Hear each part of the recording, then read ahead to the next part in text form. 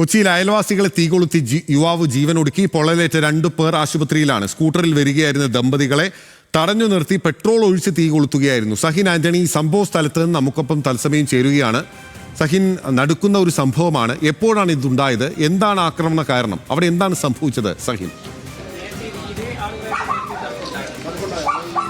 ബിനിൽ, ഇത് എറണാകുളം വടുതല ലൂർദ് ആശുപത്രിയുടെ പിൻവശത്തുള്ള ഭാഗത്താണ് ഇത് സംഭവിച്ചിരിക്കുന്നത്. വില്യം എന്ന് പറയുന്ന ഒരു ചെറുപ്പക്കാരൻ തൊട്ട് അയൽവാസികളായിട്ടുള്ള ക്രിസ്റ്റി മേരി ദമ്പതികളെയാണ് ഇത്തരത്തിൽ അവർ യാത്ര ചെയ്തുകൊണ്ടിരുന്നപ്പോൾ, വില്യമിന്റെ വീടിന് തൊട്ടടുത്ത് തന്നെയാണ് ഈ ക്രിസ്റ്റിയും മേരിയും എല്ലാം താമസിക്കുന്നത്. അതിർത്തി തർക്കം കഴിഞ്ഞ ഏതാനും നാളുകളായി ഉണ്ടായിരുന്നു.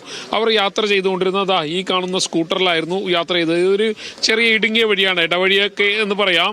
ഈ ഇടവഴിയിലൂടെ യാത്ര ചെയ്തപ്പോഴാണ് പെട്രോൾ ഒഴിച്ച് അവരുടെ ദേഹം മുഴുവൻ പൊള്ളിച്ചത്. മാത്രമല്ല, ഇതിനുശേഷം വില്യം ആത്മഹത്യ ചെയ്തു എന്നുള്ളതാണ്. കഴിഞ്ഞ ഏതാനും നാളുകളായി ചില തർക്കങ്ങളൊക്കെ ഉണ്ടായിരുന്നു. ഇതൊക്കെ അയൽവാസികളാണ്.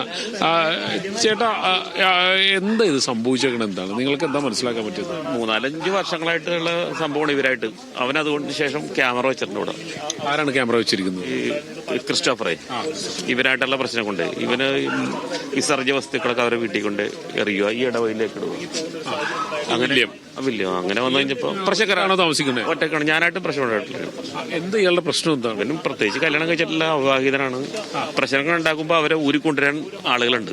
അപ്പൊ പോലീസിന്റെ സ്വാധീനിക്ക് ഊരിക്കൊണ്ടുപോകും. അപ്പൊ അങ്ങനെ അതൊരു പാഠമായി മാറി. ഇപ്പൊ പോലീസ് ഇപ്പൊ ഒരു കേസും കാര്യങ്ങളൊക്കെ ആയിട്ടൊക്കെ ചെല്ലുമ്പോൾ അതൊന്ന് സ്റ്റഡി ആയിട്ട് വേണം അപ്രോച്ച് ചെയ്യാൻ. ഇപ്പൊ എന്റെ ഒരു അനുഭവം തന്നെ ഉണ്ടെങ്കിൽ എന്നോട് പറഞ്ഞ് താൻ വാദി പ്രതിയാവുന്നുണ്ട്. നമ്മളെ കാണുമ്പോൾ കാർക്കിച്ച് തുപ്പോ ഒരു മനുഷ്യരാരെങ്കിലും ചെയ്യുന്നവരുണ്ട്. പറയാൻ കൊള്ളൂല. എന്തോ ആള്. ഇന്ന് എന്താ ഇവിടെ സംഭവിച്ചത്? ഇന്നിപ്പോ അവര് പള്ളിയിലത്തെ കഴിഞ്ഞ് വരുമ്പോ അവൻ മുൻകൂട്ടി പെട്രോൾ ഒഴിച്ച് അവരെ തീ കൊടുത്ത് അവൻ കയറെടുത്ത് തൂങ്ങിച്ചെത്തി. ഇത് നേരത്തെ മുന്നേ പ്രശ്നം. ആ CCTV ചെക്ക് ചെയ്ത കറക്റ്റ് കാര്യങ്ങൾ അറിയാൻ പറ്റും. ഈ ക്രിസ്റ്റഫർ വൈരാഗ്യം അത് ഇന്നാണ് അത് തീർത്തത്. നേരത്തെ ഇവര് തമ്മിലുള്ള ഒരു വൈരാഗ്യമുണ്ട്.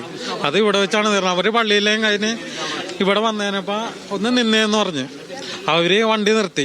ഇവൻ പെട്രോൾ അങ്ങോട്ട് ഒഴിച്ചിട്ട് തീ അങ്ങോട്ട് കൊളുത്തി. എന്നിട്ട് എന്റെ വീട്ടിലോട്ടാണ് കയറിയത്. അപ്പം മമ്മിയും അനിയന്റെ വൈഫും കൂടിയാണ് ഈ വെള്ളമൊക്കെ എടുത്ത് തീ കെടുത്തിയത്. രണ്ടുപേർക്കും നന്നായി പൊള്ളല്. ക്രിസ്റ്റഫറിന് ഒരു 50% മേലെ പൊള്ളികൾ ഏറ്റാറുണ്ട്. പിന്നെ മറ്റേ ചേച്ചിക്കാണെങ്കിൽ ഒരു പരിധി വരെ പൊള്ളിയിട്ടുണ്ട്. ഒരു സൈഡ് മൊത്തം പൊള്ളിയിട്ടുണ്ട് ആ ചേച്ചിയുടെ. കാര്യമായി തന്നെ രണ്ടുപേർക്കും പൊള്ളലേറ്റിട്ടുണ്ട്. ക്രിസ്റ്റഫറിന്റെ വീട്ടിൽ ആരൊക്കെയുണ്ട്? ഇപ്പൊ ക്രിസ്റ്റഫറും വൈഫും മാത്രമേ ഉള്ളൂ. മക്കളോ? മക്കളില്ല അവർക്ക്. ഈ വില്യംസ് വിവാഹിതനല്ല. അല്ല. കാലങ്ങളായിട്ട് കാണുന്നതാണ് വില്യംസിന്റെ ചേട്ടന്റെ വീട്. കാണുന്നത് അവര് ഒരു മോളും അപ്പനും. പ്രശ്നക്കാരനാണ്. പുള്ളി പ്രശ്നക്കാരനാണ്. ചെറിയൊരു ഈ മാനസിക പ്രോബ്ലം ഉണ്ട് പുള്ളിക്ക്. എന്നാലും നാട്ടുകാരൊക്കെ പറയുന്നത് വെച്ച് നോക്കുകയാണെങ്കിൽ ഇത് ഒരു പ്രശ്നം ഉണ്ടാക്കുന്ന ഒരാളാണ് എന്നുള്ളതാണ് അറിയാൻ കഴിഞ്ഞത്. നാട്ടുകാരും ഈ പറഞ്ഞതുപോലെ തന്നെ ഈ ചെറുപ്പക്കാരൻ ഇന്ന് പള്ളിയിലെ കുർബാനയൊക്കെ കഴിഞ്ഞു വരികയായിരുന്നു. ആ സമയത്തായിരുന്നു ഇവരെ ആക്രമിച്ചത് എന്നുള്ളതായിരുന്നു.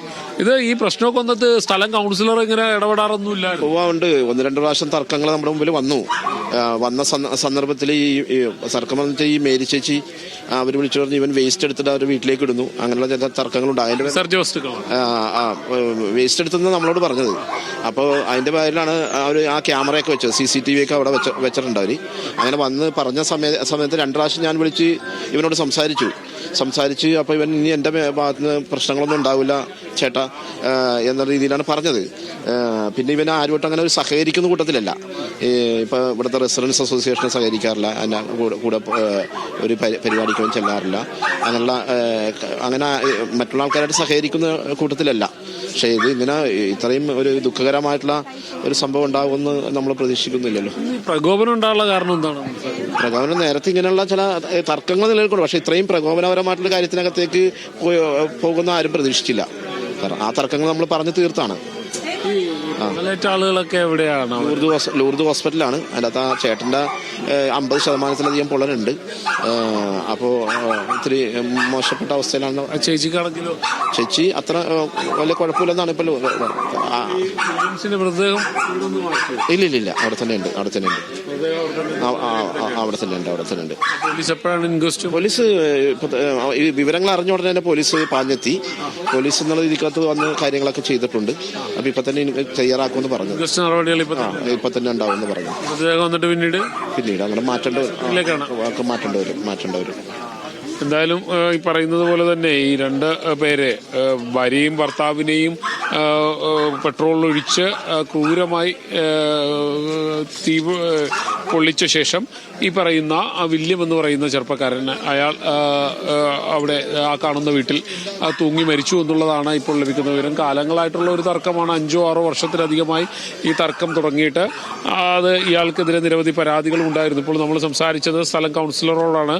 കൗൺസിലറും പറയുന്നത് അത് തന്നെയാണ്. ഈ തർക്കങ്ങൾ ഉണ്ടായിരുന്നു, പല ഘട്ടങ്ങളിലും സംസാരിക്കാറുണ്ടായിരുന്നു. ആ ഘട്ടങ്ങളിലൊക്കെ ഒരു ഇയാൾ എൻ്റെ ഭാഗത്തുനിന്നും കുഴപ്പങ്ങളൊന്നും ഉണ്ടാകില്ല എന്ന് അറിയിച്ചിരുന്നു എന്നുള്ളതാണ്. പക്ഷേ ഇപ്പോൾ മനസ്സിലാക്കുന്നത് വെച്ച് നോക്കുകയാണെങ്കിൽ നിരന്തരമായി ഇയാൾ പ്രശ്നങ്ങൾ ഉണ്ടാക്കിയിരുന്നു. ഇവിടെയൊക്കെ CCTV ക്യാമറകളൊക്കെ വെച്ചിട്ടുണ്ടായിരുന്നു. ഇയാളുടെ ഒരു ശല്യം കൊണ്ടാണ് ഈ CCTV ക്യാമറയൊക്കെ വെച്ചിരുന്നത്. ആ CCTV ക്യാമറയിൽ ഈ കാണുന്നത് പോലെ ഇതൊരു ചെറിയ ഇടവഴിയാണ്.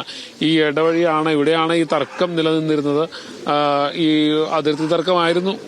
മാത്രമല്ല ഇയാളൊരു നിരന്തരമായി കുഴപ്പമുണ്ടാക്കുന്ന ഒരു വ്യക്തി എന്നുള്ളതായിരുന്നു നാട്ടുകാരും പരിസരവാസികളും എല്ലാവരും പറയുന്നത്. എല്ലാവരും ഇത്തരത്തിൽ ഇയാൾക്കെതിരെ പരാതിയൊക്കെ കൊടുത്തിട്ടുണ്ട്.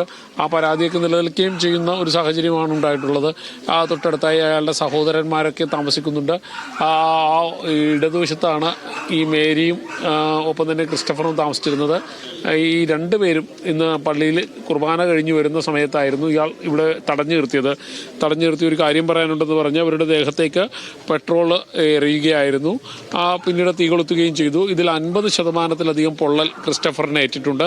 മേരിക്കും കാര്യമായ പൊള്ളലുണ്ട് എന്നുള്ളതാണ് മനസ്സിലാക്കാൻ കഴിയുന്നത്. അത് ഈ കാണുന്ന തൊട്ടടുത്ത വീട്ടിലേക്ക് അവർ ഓടിക്കയറുകയായിരുന്നു. അവിടെ അവർക്ക് വെള്ളവും മറ്റും കൊടുത്ത് പിന്നീട് ഇവിടെ നിന്ന് ഒരു ആശുപത്രിയിലേക്ക് കൊണ്ടുപോയി. ഈ സമയത്ത് തന്നെ വില്യം ആ കാണുന്ന വീട്ടിലേക്ക് ഓടിക്കയറുകയും ആത്മഹത്യ ചെയ്യുകയും ചെയ്തു എന്നുള്ളതാണ് മനസ്സിലാക്കാൻ കഴിയുന്നത്.